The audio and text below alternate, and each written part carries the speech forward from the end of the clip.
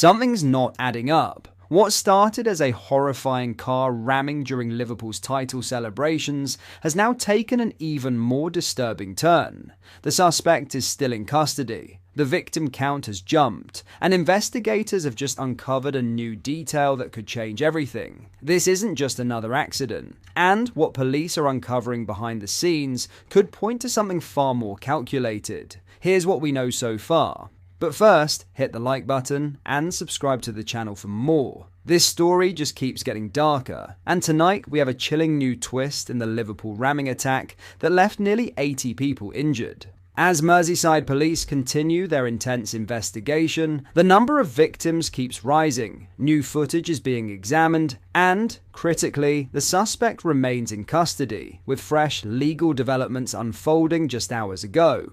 Police have officially confirmed that the 53-year-old suspect, a man from the West Derby area of Liverpool, is still being held on suspicion of attempted murder, dangerous driving, and driving under the influence of drugs. Detectives were granted additional time today to continue questioning him, a sign that the case is far from straightforward. This extension means he'll remain in custody until at least tomorrow, as officers work around the clock to piece together what led to Monday's carnage on Water Street. According to Merseyside police, this man wasn't just arrested at the scene, he was detained under serious charges that point to the gravity of what occurred. And while he hasn't been formally charged yet, the offences being considered suggest prosecutors are treating this as more than just a traffic incident. In the aftermath, it's the victims who remain at the heart of this story. Initially, dozens were reported injured when a Ford Galaxy ploughed into a crowd during Liverpool's title celebrations. But now, that number has climbed significantly. Detective Superintendent Rachel Wilson announced that 79 people have now been identified as injured in the attack, a staggering figure that paints a devastating picture of the chaos that erupted. 7 people are still in hospital. While all are thankfully in stable condition, the emotional and physical toll of this event won't fade anytime soon. DS Wilson noted that the number of hospitalized victims is going down, which is a positive development, but the investigation is just beginning. Police are now combing through hours of CCTV footage from across Liverpool city centre. Their goal? To map the movements of the Ford Galaxy before the incident occurred. One emerging theory is that the suspect was able to follow an ambulance onto Water Street after emergency roadblocks were briefly lifted to deal with a separate medical emergency, a heart attack, according to Assistant Chief Constable Jenny Sims. If true, this suggests the suspect may have exploited a moment of vulnerability in the city's security setup. Police have made clear there was no prior intelligence indicating an attack of this nature was expected, which only deepens the shock around how the situation escalated so quickly. Merseyside police are calling on the public for help, and it appears the people of Liverpool are responding in force. Witnesses who were present during the celebrations have been instrumental in helping officers identify victims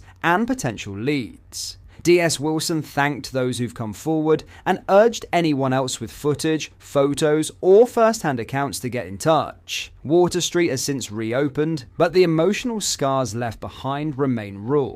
As this story unfolds, one thing is clear: this was a horrifying act, carried out in the middle of what should have been a joyous day for the city. Liverpool were gathered to celebrate football glory, but instead, it found itself in the centre of a nightmare, with a suspect still in custody, more victims coming forward, and police working through the night. Expect more twists to emerge. We'll keep you updated as soon as we know more. Until then, stay safe, stay alert, and keep those affected in your thoughts. In other news, Labour's controversial early release scheme for offenders could imperil public safety in the UK. Police and security agencies have warned. Senior figures in MI5, the NCA, the Metropolitan Police and more have written to Labour saying that prisoners roaming Britain's streets could pose a net detriment to public safety, in light of plans to release them just 1/3 of the way into their sentences. We have to ensure that out of court does not mean out of justice, and that out of prison does not mean out of control, they vowed in their warning to the Ministry of Justice.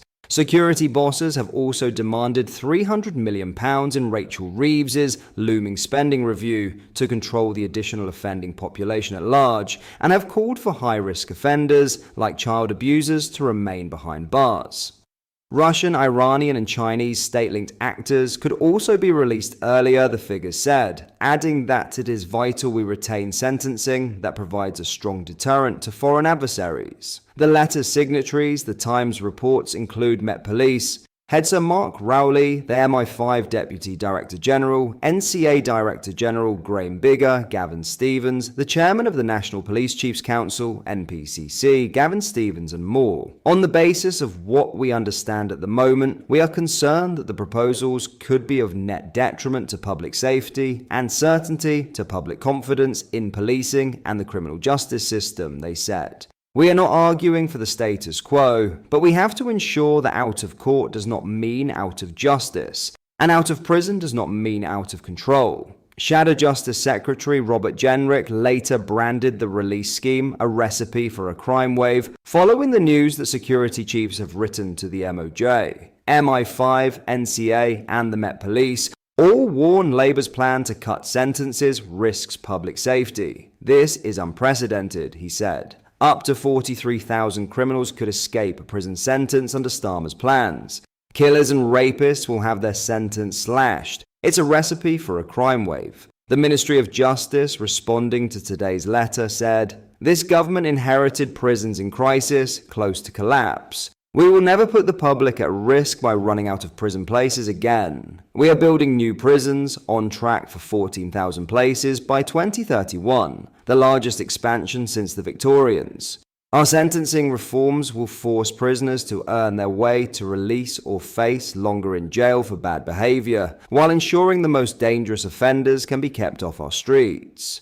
We will also increase probation funding by up to £700 million by 2028 to 2029 to tag and monitor tens of thousands more offenders in the community." In conclusion, Labour's proposed early release scheme has sparked intense concern among the UK's top security and law enforcement officials, who warn it may significantly undermine public safety and erode confidence in the justice system. While the government insists that its reforms will balance rehabilitation with public protection, the unprecedented joint intervention from figures at MI5, the Metropolitan Police, and the National Crime Agency underscores the gravity of the risks involved, with the possibility of high-risk offenders, including foreign-linked operatives, being freed early. The stakes are high. As political pressure mounts and accusations of a recipe for a crime wave grow louder, Labour faces a critical challenge to prove that its reforms will not only reduce reoffending, but also uphold the safety and security of communities across Britain.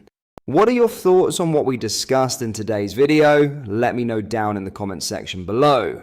If you've not yet already, make sure you do drop a like on this video and subscribe to the channel for more British content. Thank you, take care, goodbye.